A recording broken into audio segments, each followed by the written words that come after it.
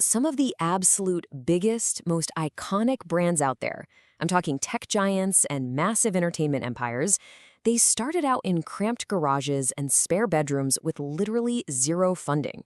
So let's dive right into this explainer and build a step-by-step roadmap for anyone out there dreaming of starting a business, but kind of holding back.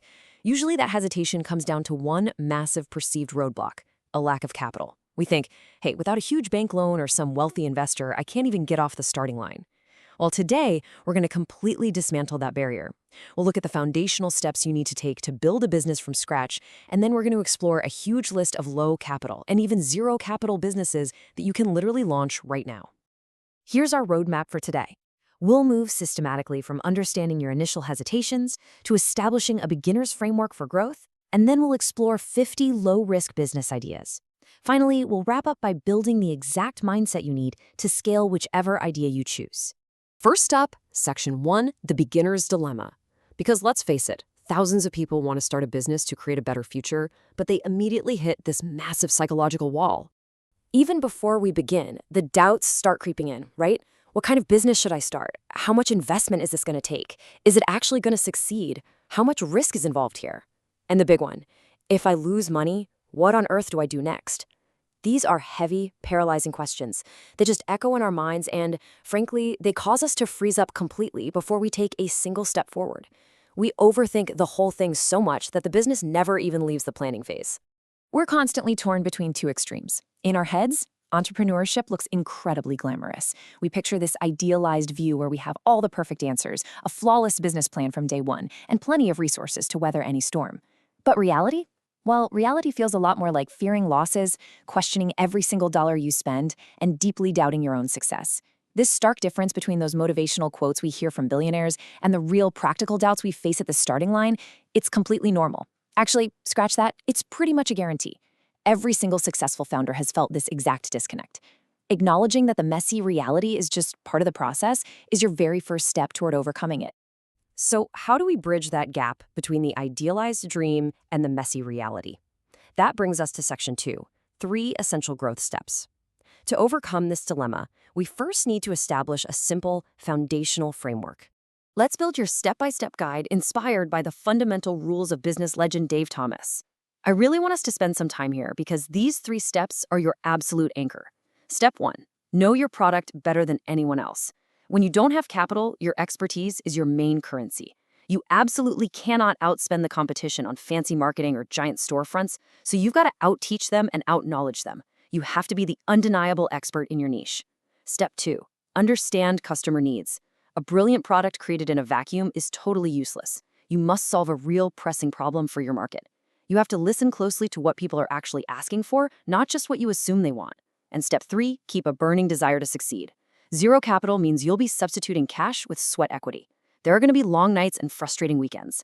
This deep-seated desire is the fuel that keeps you going when that idealized view clashes with reality. If you anchor your entire journey to these 3 essential growth steps, the amount of money in your bank account becomes entirely secondary to your success. Which brings us perfectly to Section 3, overcoming business fears. With those 3 growth steps firmly guiding us, we can directly attack the fear of financial ruin. The absolute best cure for financial fear is realizing what's actually possible in the real world. Listen, there are evergreen businesses with steady, consistent market demand that require absolutely zero initial money. None. Zip.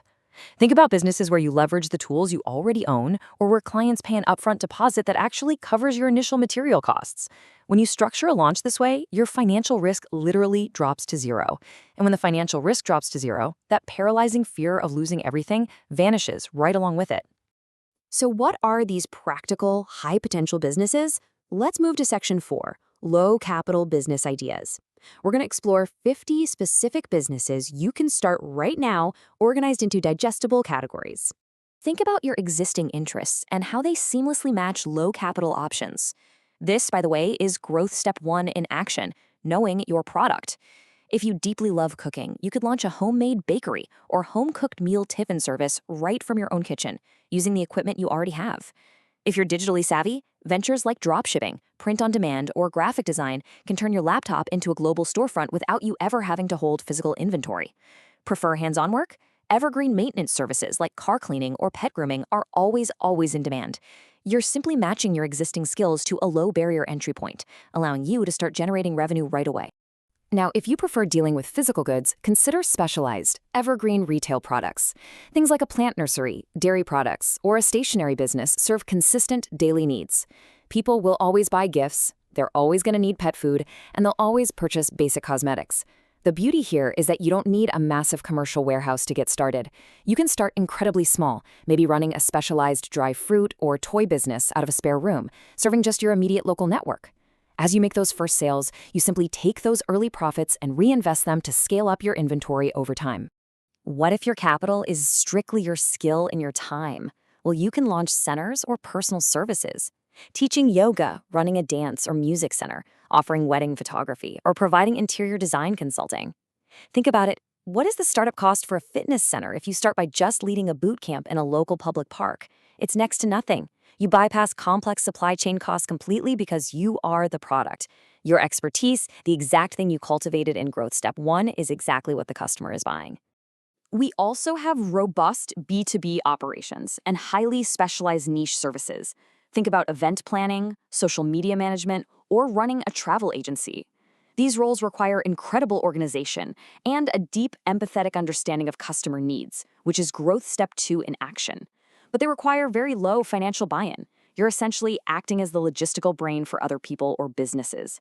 B2B clients are desperately willing to pay good money for someone who can solve their logistical headaches and save them time, turning your organizational skills into a highly profitable, low-overhead business. Rounding out our 50 ideas are highly focused everyday essentials. An ice cream parlor, a fresh fruit juice center, or a mobile accessories stand. These don't rely on fleeting viral trends or complicated tech fads. They serve immediate, recurring, and undeniable community needs day in and day out. Because the demand is so steady, the marketing practically takes care of itself if you just place yourself in a good location and offer a quality product. They are the absolute definition of steady market demand. So, that's 50 diverse ideas. But simply having 50 ideas is great.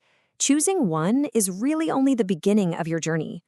Let's move to Section 5, building your success mindset. You need the right psychological framework to actually scale your choice.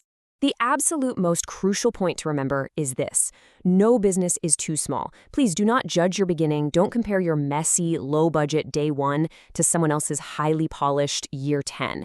The main thing isn't the initial prestige or the scale of the business you start. It's how you meticulously grow it from where it is right now to where you eventually want it to be.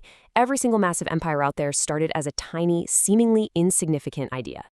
To ensure your chosen business actually succeeds and grows, you've got to adopt a daily operating mindset that ties directly back to our initial 3 growth steps.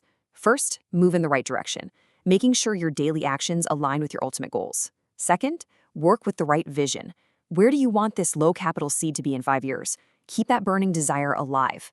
And third, be adaptable enough to make correct decisions at the right time. By constantly listening to your customers, just like we discussed in Growth Step 2, you'll always have your finger on the pulse of the market, and you'll always know exactly when to pivot or expand. Which brings us to our final section, taking your first step. You now have the beginner's roadmap. You deeply understand those 3 essential growth steps. You've dismantled the paralyzing fear of financial ruin, and you have 50 specific, actionable, low-capital ideas sitting right in front of you.